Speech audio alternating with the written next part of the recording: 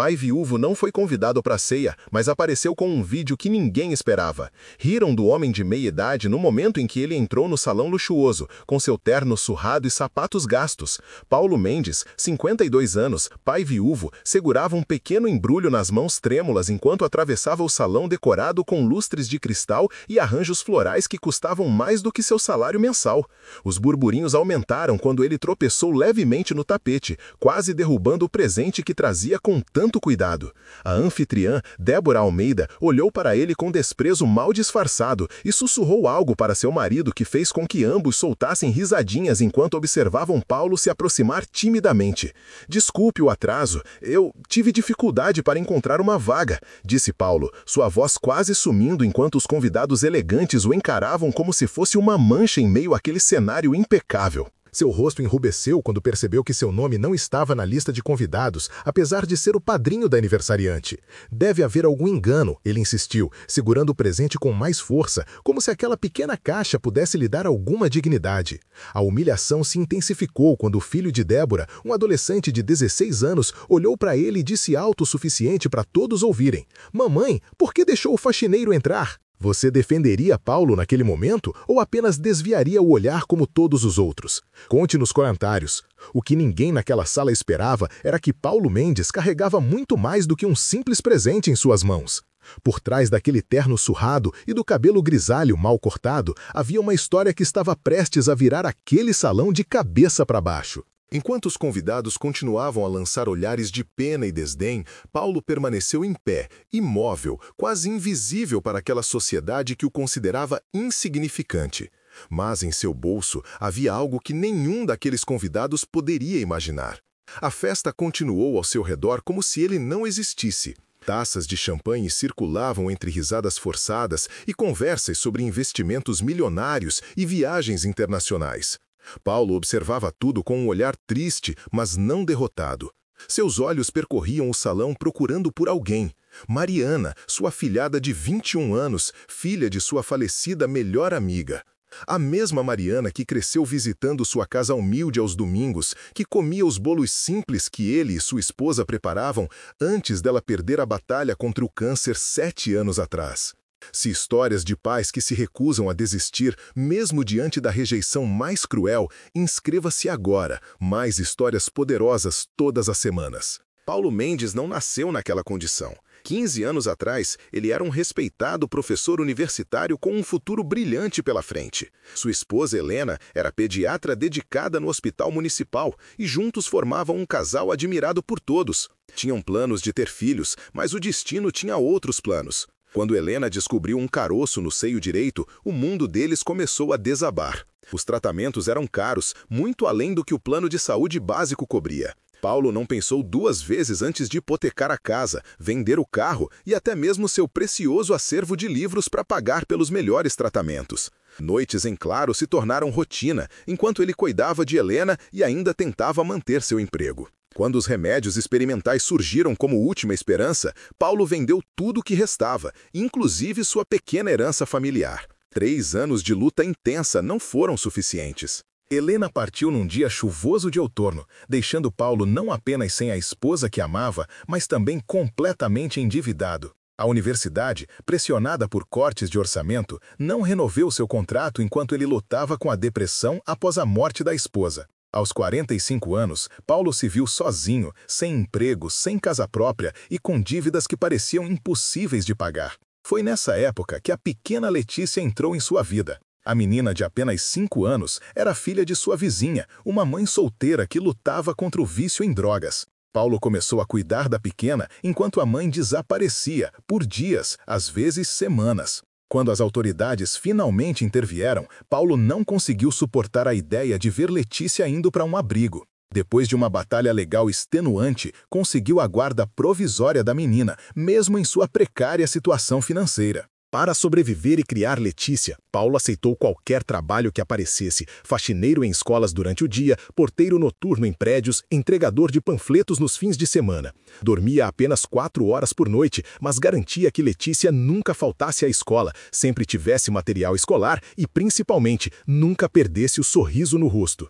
A pequena garota se tornou sua razão de viver, seu motivo para levantar todas as manhãs, mesmo quando o corpo implorava por descanso. Enquanto isso, Mariana, sua afilhada, crescia em um mundo completamente diferente. Após a morte da mãe, sua melhor amiga, ela foi criada pelo pai, que se casou novamente com Débora Almeida, uma socialite conhecida pela ostentação e frivolidade.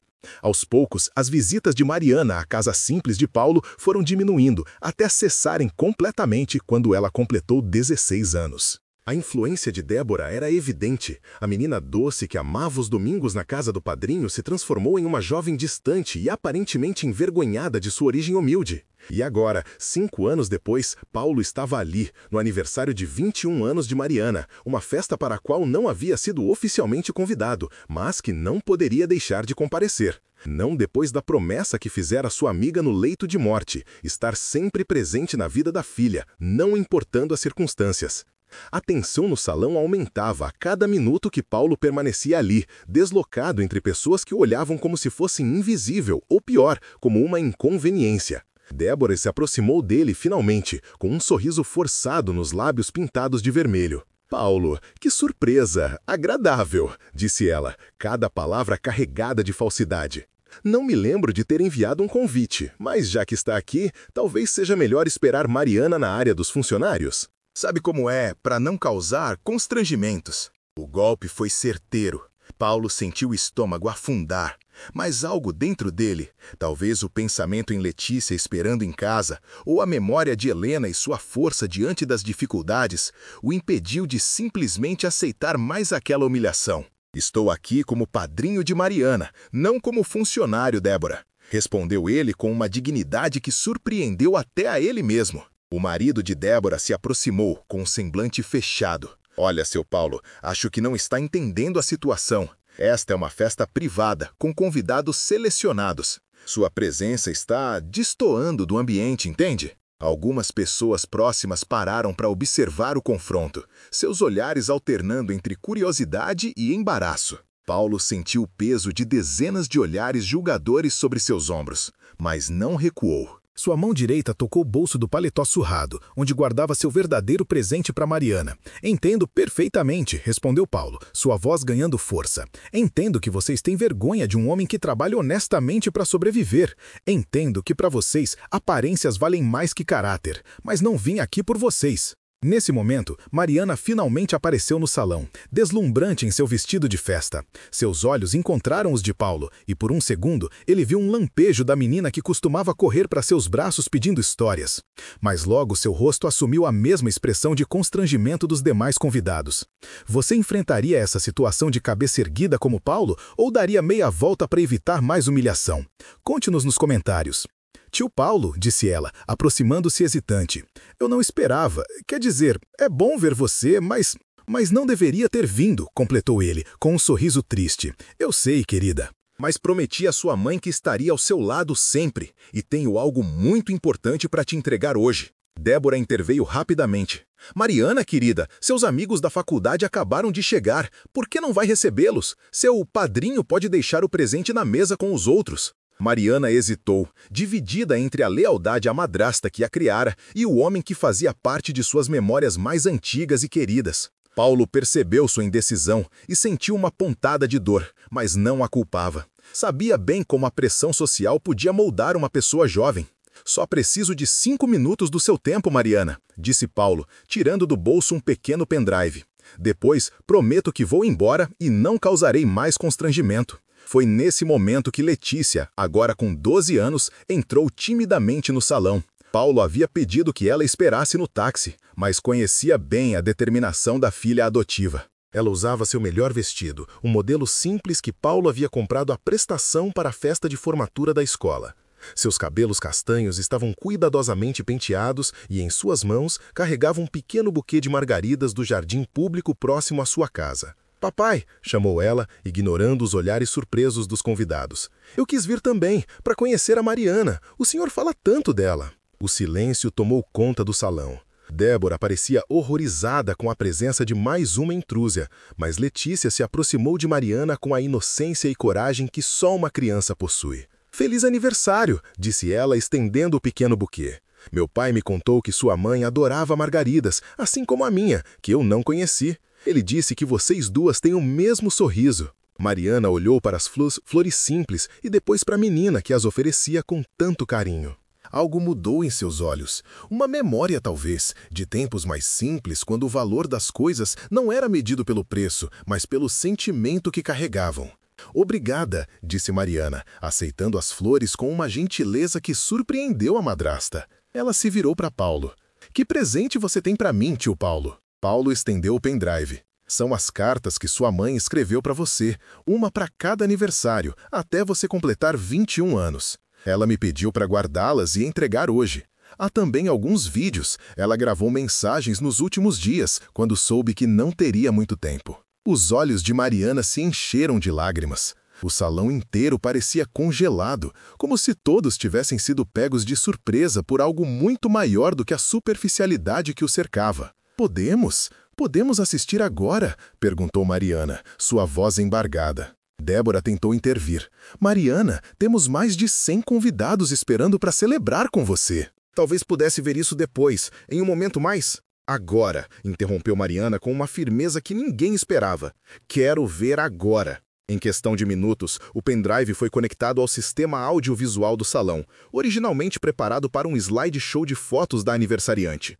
A imagem de uma mulher jovem e sorridente apareceu no telão. A mãe de Mariana, gravada há mais de 10 anos, sentada em uma cama de hospital, mas com um sorriso radiante no rosto. Minha querida Mariana, começou ela, sua voz levemente fraca, mas carregada de emoção. Se você está vendo este vídeo, significa que completou 21 anos e que meu amigo Paulo cumpriu a promessa que me fez. Sei que não estarei aí para te abraçar neste dia tão especial, mas quero que saiba que meu amor por você transcende o tempo e o espaço. O salão inteiro estava em silêncio agora. Mariana chorava abertamente, seus olhos fixos na imagem da mãe que mal conseguia lembrar. Tenho alguns pedidos para fazer no seu aniversário de 21 anos, continuou a mulher no vídeo.